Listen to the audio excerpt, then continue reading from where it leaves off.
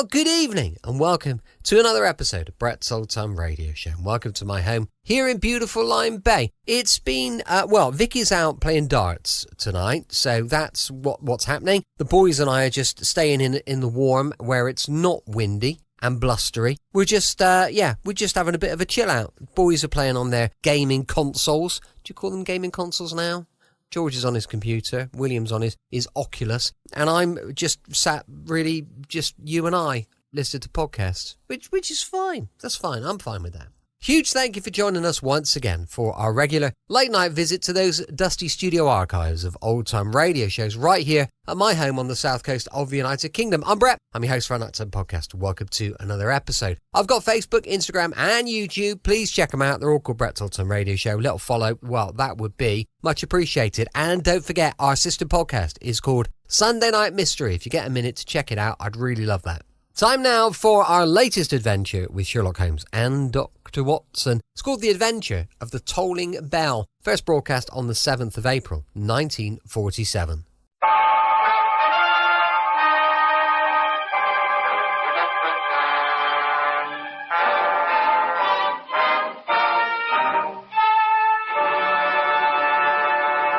Kreml Hair Tonic and Kreml Shampoo present the new adventures of Sherlock Holmes, starring Nigel Bruce as Dr. Watson and Tom Conway as Sherlock Holmes.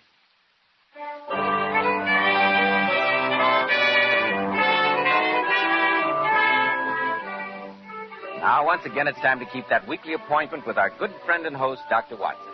Good evening, Dr. Watson. Good evening, Mr. Bell. As usual, you're punctual to the minute. Draw up your chair and make yourself comfortable. Thank you. That's it. I see that you have the old black tin dispatch box out again, Dr. Watson. I deduced that you were going over your notes on tonight's case. Elementary, my dear boy. And among the records, I came across some notes of cases that I'd almost forgotten. The shocking death of Crosby, the banker, the Addleton tragedy, and some data on the unusual contents of the ancient British barrow. Those stories sound pretty intriguing, Dr. Watson. I shall tell them to you some other evening, Mr. Bell. Tonight, I'm going to recount an adventure that took place in the heart of the beautiful English countryside. I call it The Adventure of the Tolling Bell. Well, that story began in the small country village of Carnforth. Holmes had recently brought to a successful conclusion the affair of the Barrow and Furnace wheelchair murders, and we decided that a few days' rest in nearby Carnforth would do us both good before returning to our arduous life in Baker Street. We were staying at a small but comfortable inn. Early on the morning of the third day, I remember, Holmes and I were in our bedroom waiting for those two essentials without which an English country gentleman could not start his day: the early morning cup of tea and a jug of hot water for shaving. As we sat there at the open window, a nearby church bell was tolling a funeral knell. There must be a funeral in the village, Holmes. An astonishing deduction, Watson. There's no need to make fun of me. Depressing sound, isn't it? I suppose so. Has it ever occurred to you, Watson, that the history of bells is full of romantic interest? Well, I can't say that I've thought much about it. Almost every historical event has been accompanied by the sound of bells. They summoned soldiers to arms as well as Christians to church. They sounded the alarm in fire, tumult, and invasion. And many a bloody chapter in history has been rung in and out by bells. Well, you seem to be a mine of information on the subject. Yes, Watson. It's a fascinating subject. Come in, come in. Good morning, my dear. Morning, gentlemen. I brought you tea and your shaving water. Mrs. Mickle said to say your breakfast will be ready in half an hour. Splendid, Mary. Oh, Mary, the church bell is tolling a funeral knell. Do you know who's being buried? That I do, sir. I wish it was me. It'll be my turn soon. Poor little thing. I wonder what's the matter with her. I have no idea. Perhaps her father or mother just died. Or a young man. Yes, I bet that's it. She's a pretty girl. And she'd obviously been crying when she came in. Perhaps that's her fiancé they're burying now. Watson, you have the sentimental imagination of the true storyteller. But we've come here for a holiday. You must give your imagination a rest, too. So drink your tea, remove your whiskers, and we'll go downstairs and investigate those kippers.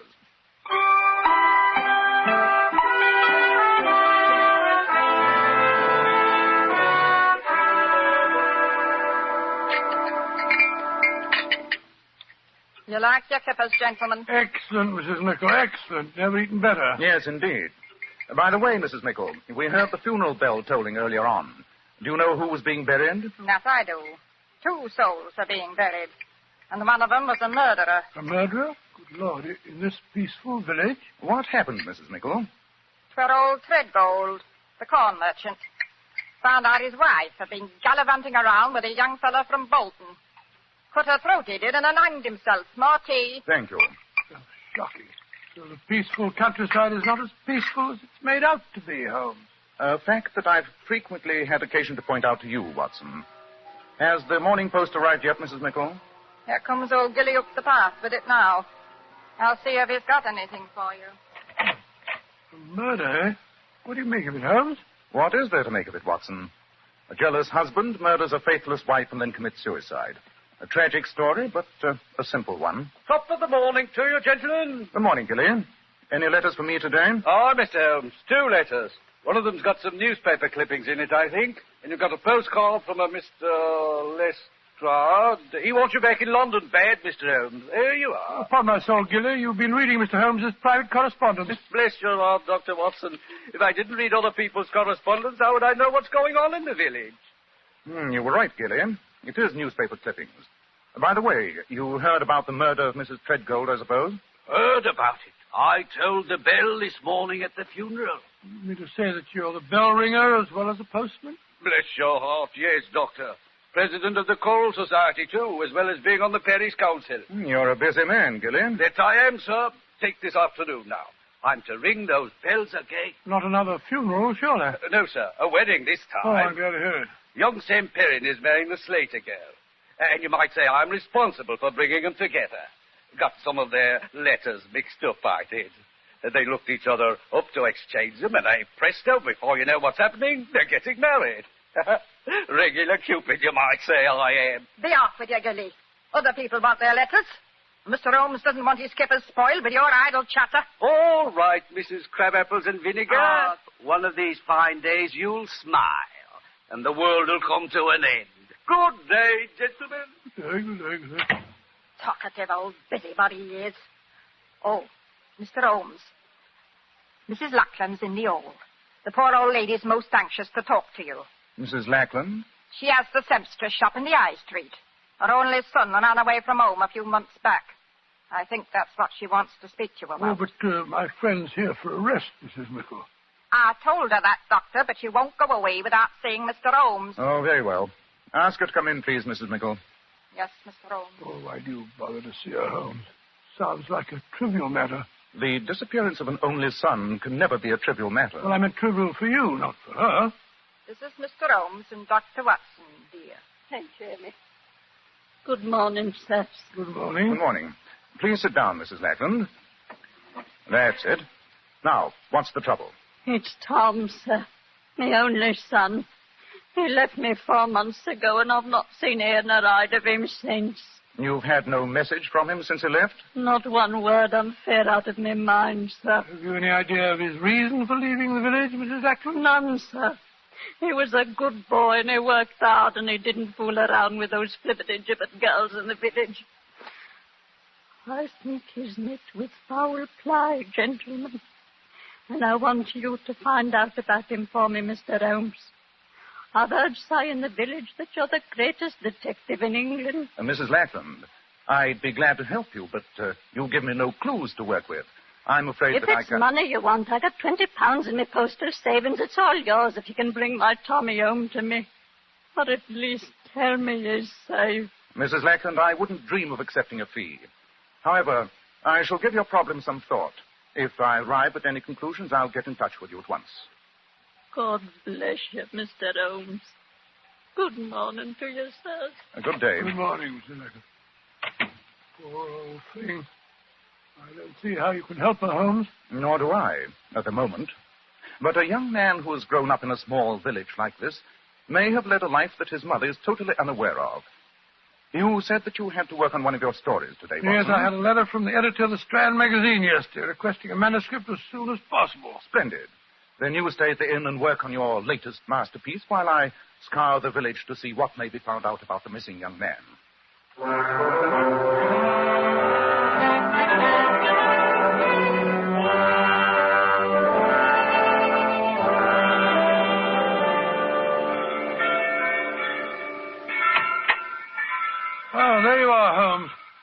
beginning to think you got lost. Hello, Watson.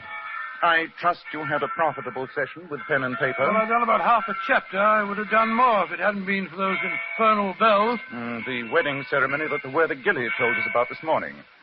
Oh, I'm tired. Oh, well, what did you find out about Mrs. Lackland's son? Among other things, that he had a secret love life unknown to his mother. And the object of his affections was none other than the maid who brought us our tea this morning. Mary? Did you talk to her? No, it's her half day off, and I was unable to find her. However, I shall question her when she brings our tea tomorrow morning.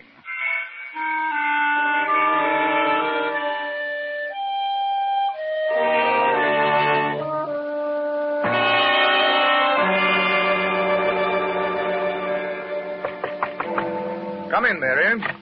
Oh, Mrs. Mickle. Good morning, gentlemen. Here's your tea and shaving water. Where's Mary this morning? She didn't come to work. Must be ill again. Unreliable girl. And no better than she ought to be, if you ask me. It's no job for me to be carrying tea and hot water upstairs. I hear the village bell tolling for another funeral. Does Carnforth have a burial every morning? I really don't see how the population can run to it. It's another suicide, sir. Another suicide? Good Lord. Old John Larrabee, the baker. He was expecting some money from his son in Australia. It never came.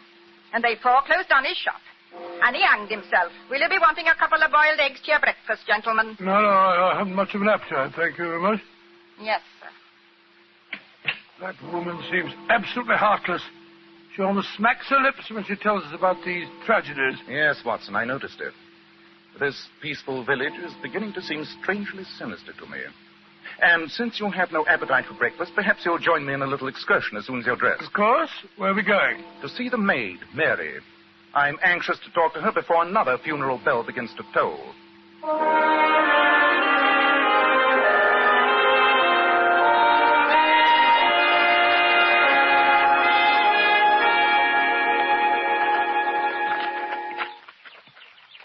This must be the cottage, Holmes. They said it was the one with honeysuckle over the gate. Yes, and there's Mary sitting on the porch. Oh, she's got up. She's coming up the path to meet us. Good morning, Mary. I'm sorry you're not feeling well. Mr. Holmes, Dr. Watson, why have you come here? Not to ask about my health. Why should a servant girl matter to a gentleman like you? Oh, you misjudge us, my dear. I assure you that No, Watson. Let's be honest and admit we didn't come here because of our concern for Mary's health. Then why did you come here, sir? Mrs. Lackland asked me to try and find her son, Tom. Tom? Yes, Tom Lackland. I thought you might be able to help me, Mary. If I could help you, Mr. Holmes, I'd be helping myself, too. Here come Gilly, the postman. Gilly, is there a letter for me today? No, lass. There's nothing for you again. There must be, Gilly. There must be there. No, lass. If the letter would come, I'd bring it to you as fast as my legs would carry me. You know that. Morning, Mr. Holmes. Dr. Watson. Left some letters at the inn for you, Doctor. You had a letter from a lady. Oh, how do you know it was from a lady? Reeked with the smell of violets, it did. And it was written in green ink on grey paper, sir. Amazing deduction. That sounds like your young friend from Daly's, Watson. Oh, how did you know about... Well, I don't have a young friend from Daly's, Watson. Quite. Gilly, you tolled another funeral bell today, didn't you? Aye, sir. And a tragic thing it was. Fate, you might call it. Old Larrabee hanged himself because he didn't get money from his son in Australia. I found him, I did. I was the one to cut him down. And right in the post bag was the letter he was waiting for. The letter that had saved his life. Great Scott, what a ghastly piece of irony. That it was, sir. That it was. Well, gentlemen, I'll be on my way. Good day. Good day, Mary. Perhaps that letter will arrive tomorrow. No. I'll never hear from Tom, never. He's ashamed of me. That's why he deserted me. Deserted you, Mary? You speak almost as if you were his wife. I am his wife. What? We were married secretly in Rochdale 5 months ago, come Tuesday. And he never told his mother? He was afraid to. She thought I was beneath him. Tom said he'd go away and get a good job and then return here and fetch me back with him. He went away all right. But he never came back, sent me word. When he left, did he give no clues to his destination? No hint of any kind, Mary? Well, He did want to say, Mary, I'm going to clear out to this puddle and make my fortune, even if I have to bury it. And then he said, bury me fortune. That's a joke, isn't it? But I didn't know what he meant by it. I think I do, Mary. Watson, we're taking a short train journey as soon as possible. Oh, where are we going, may I ask? We're going to the town of Bury in search of this young lady's husband. What makes you think Tom might be in Bury, Mr. Holmes? Because the famous fortune cotton mills are in Bury. It would seem possible that when your husband joked of burying his fortune, he was talking of going to the mills there. Wherever he's gone, he won't be coming back for me. I know that. No, don't talk like that, my dear. Remember, you have friends, Mrs. Lackland.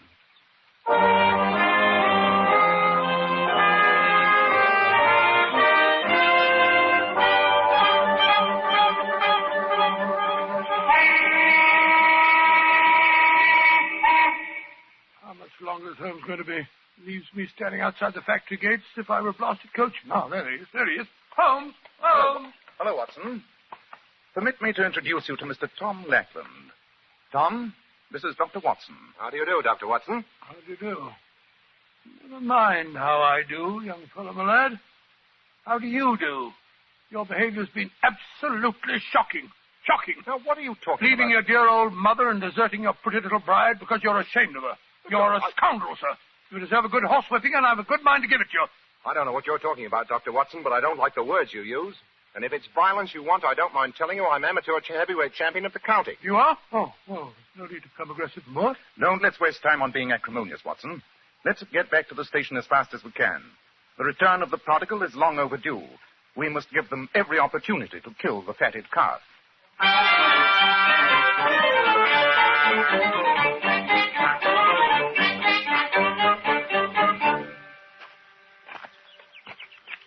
Hi, there's Mary's house.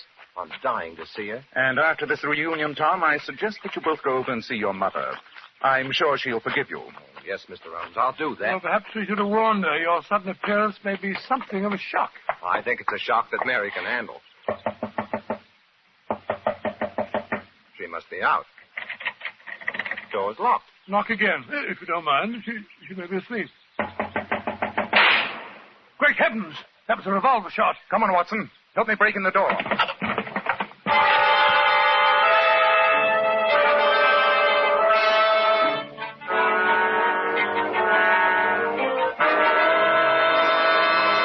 Now, Dr. Watson, that was a fine place to break off your story. You left me right on the edge of a cliff. Had the young girl shot herself? She'd shot at herself, Mr. Bell. But fortunately, a last-minute lack of courage had made her shot go wild.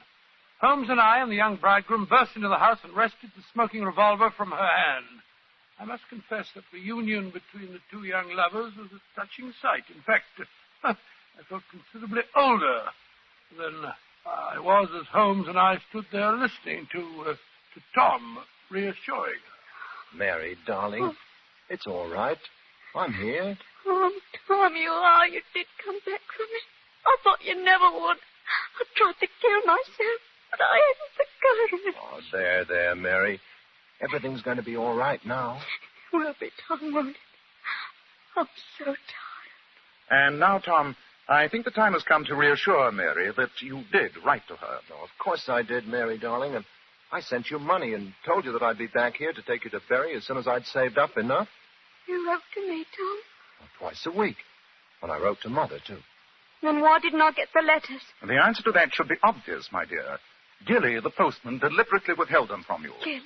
Great heavens. Why? I had my suspicions, strong suspicions, but I had to get proof. Tell me, Mary, the day before yesterday, Mr. Treadgold murdered his wife. Do you know how he learned of her infidelity? Well, I'm not sure, but I did hear Mrs. Nichols say that it was through some letters that got mixed up. The letters addressed to her were delivered to his office instead of at the house. Gilly again. Precisely. Surely the whole terrible pattern begins to take shape. Tom. Yes, Mr. Holmes? I'm going to lay a trap. To spring it, I shall need your assistance. Of course, Mr. Holmes. I'll do anything. Wait here with Mary until darkness falls. Then muffle yourselves up and go to your mother's house. Wait there in hiding and let no outsiders see you until you hear from me.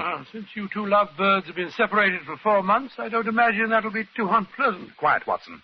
You understand, Tom? Yes, Mr. Holmes. Good. Then come on, Watson. What's your plan, Holmes? I'll tell you as we go. One thing I can promise you. Before the sun is very high tomorrow, I shall free this village from one of the most subtly evil powers I've ever come in contact with.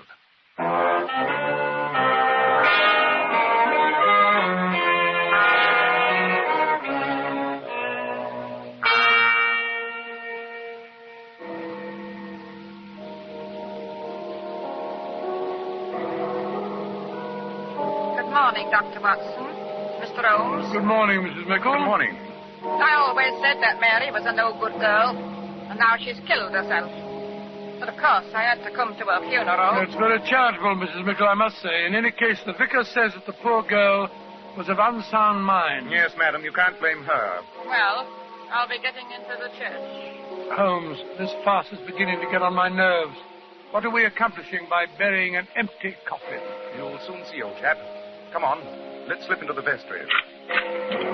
This way. Oh, where are we going, Holmes? Up the stairs that lead to the belfry. Here they are.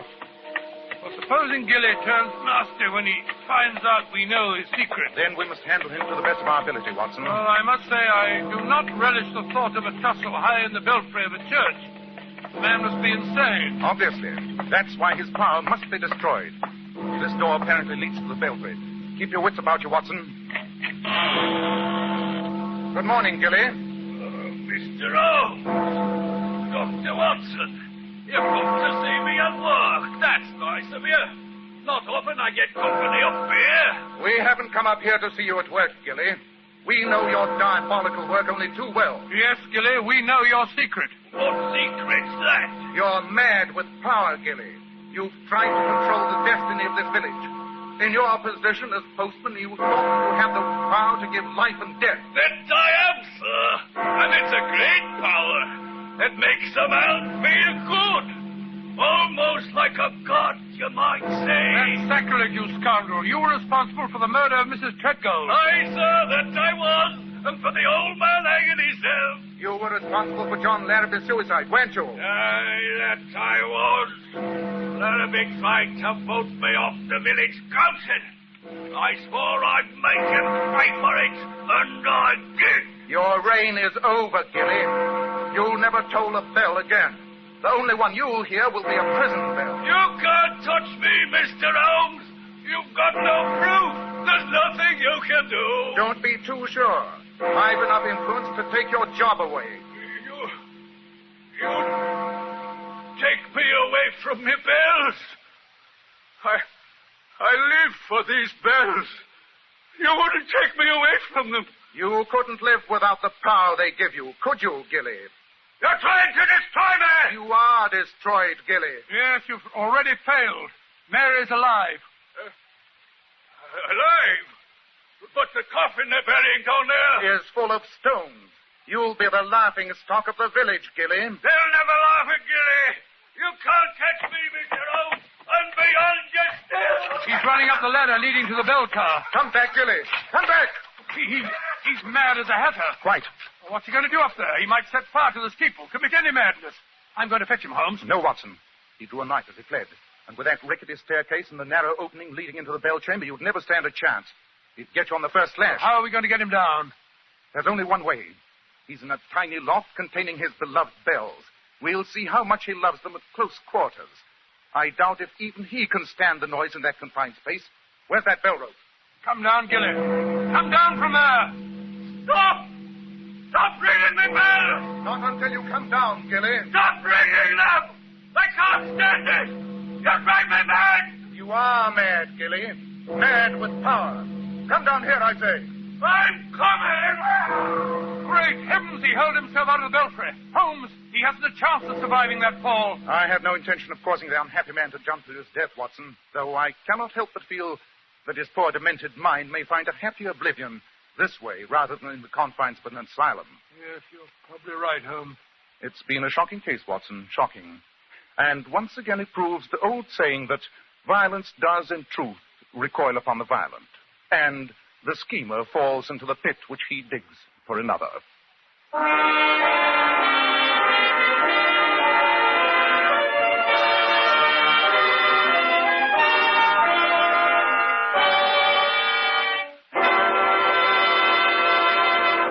Now, Dr. Watson, what about next week? Well, now, let me see. What shall I tell you?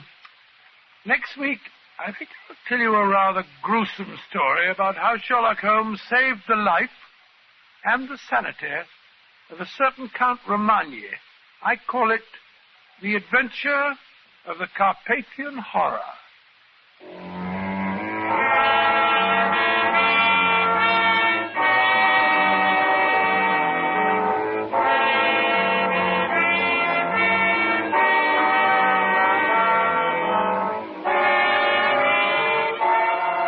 Tonight's new Sherlock Holmes adventure was suggested by an incident in Sir Arthur Conan Doyle's story, The Golden Pince-Nez. Nigel Bruce appeared through the courtesy of California Pictures. Tom Conway by permission of Eagle Lion Pictures.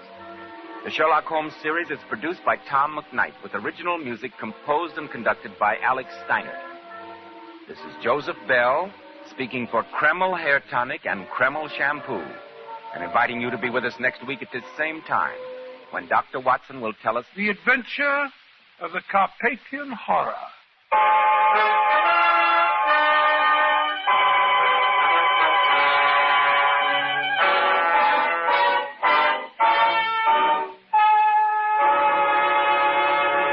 Welcome back. I hope you enjoyed our latest episode of Sherlock Holmes. And don't forget, we'll be back direct from Cairo in Egypt tomorrow with an episode of Rocky Jordan going live at 5 p.m. GMT. As I mentioned earlier, we've got a fabulous new podcast for you to check out, true crime podcast. It's called Sunday Night Mystery. And I just know you will love it. Thanks for listening. I'll be with you 7 days a week, each and every week. And I'll see you tomorrow on Brett's Old Time Radio Show. Love you. Bye.